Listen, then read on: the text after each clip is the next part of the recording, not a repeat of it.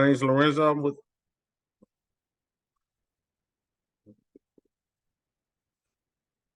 my name is Lorenzo Powe, and I am the Student Services Coordinator with the Department of Rehabilitation, the Van Nuys office.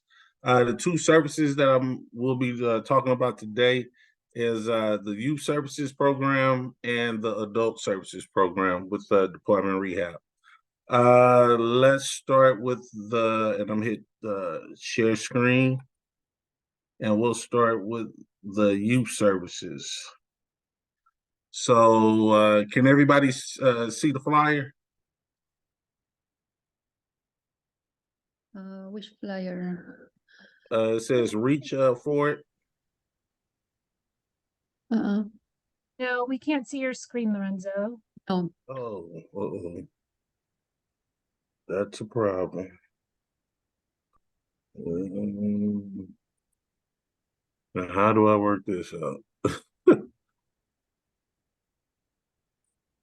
Let's try one more time. Share screen.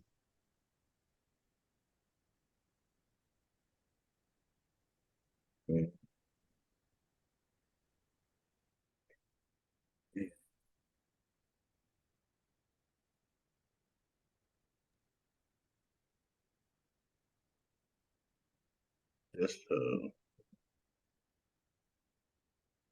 Okay. Can everybody see this now? No, we still can't see it. Still can't see it.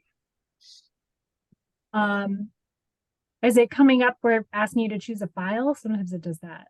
No, it's not asking me that. Really? Yeah, it just pops up, and I click on the flyer, and it should pop up. Do you want to email it to me? Yeah, I can do that real quick for Okay. you. Sorry about that. Yeah, I'm not sure. Zoom things happen. Yeah, and I'm not the most computer. Okay.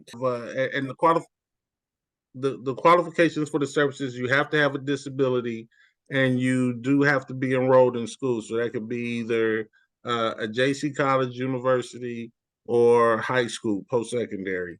You have to have a disability.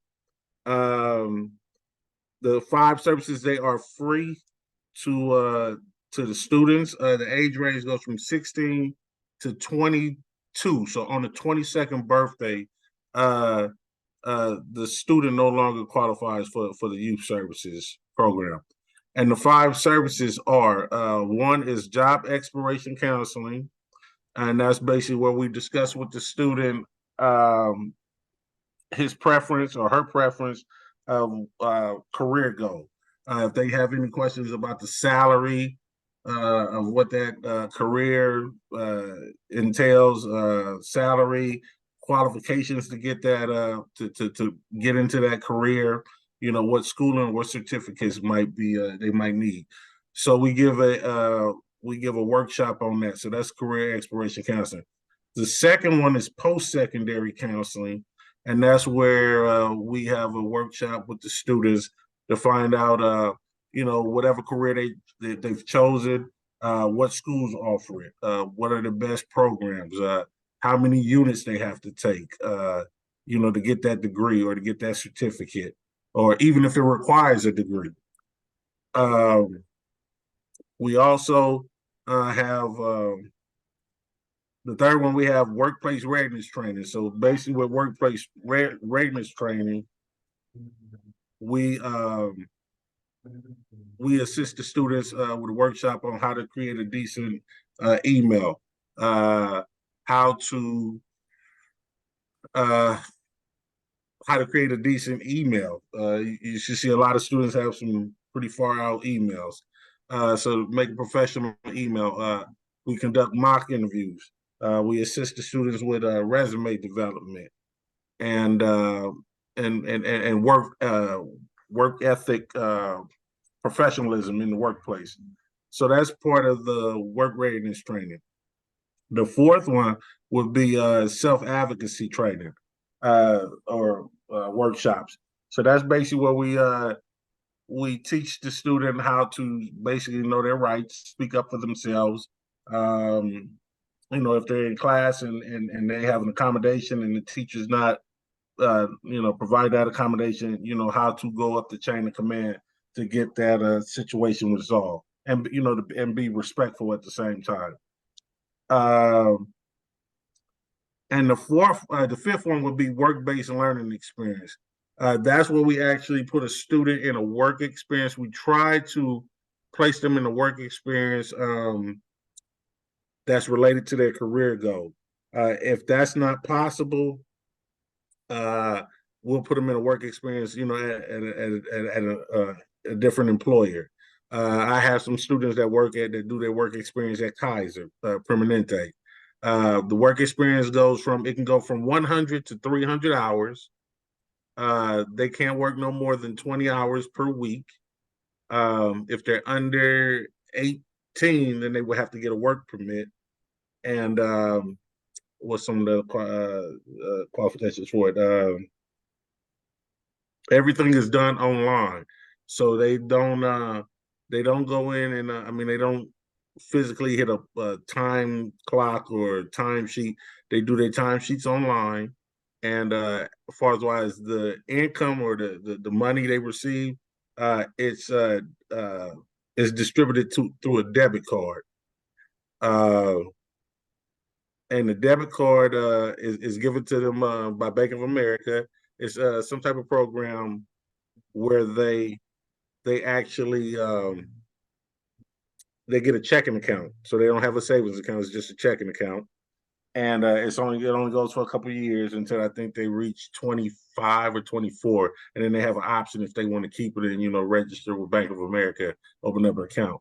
But all their income goes to that debit card, and they can access it just like anybody else. With a debit card, they go to the bank or to the grocery store, swipe their debit card, and their money is on there. Or they can choose to, take off all the money off the debit card and put it in another account. So, and by any chance, did the flyer come in yet? Yes. Okay. So, Yes, I have the flyer. Is there a okay, PowerPoint, or do you want me or do you just have the flyers? that was pretty much it, just the flyer. Okay. Yeah, the youth services is pretty much the shortest presentation because, like I say, it's only 5 services. Usually, how we sign is that students can sign up with youth services. The application is 2 pages. They can either walk it into the office. They would, if they walk it into the office, they would need to provide an IEP with the application to show proof of disability. Sometimes the schools, I know I work with LAUSD, and the teachers sign off on the application. And as long as the school official signs off on the application, they don't have to provide a IEP. But if they bring it into the office, an IEP is required to show proof. Okay. And like I said, those services end on the 22nd day of their birthday. So they can go all the way through 21. And on the 22nd birthday, that's when they are no longer eligible. And like I say, they have to be in school to be eligible for these services, for the youth services. They have to be in school. All right. Do you want should I go and present on adult services, or should I take Why should I don't ask? we go ahead and we'll pause and for questions, and then we'll ask questions about the youth services. Okay. And should I forward the PowerPoint as far as the adult services to you, or should I try to see if that'll pop? Yeah, go ahead and forward that to me as well. Okay.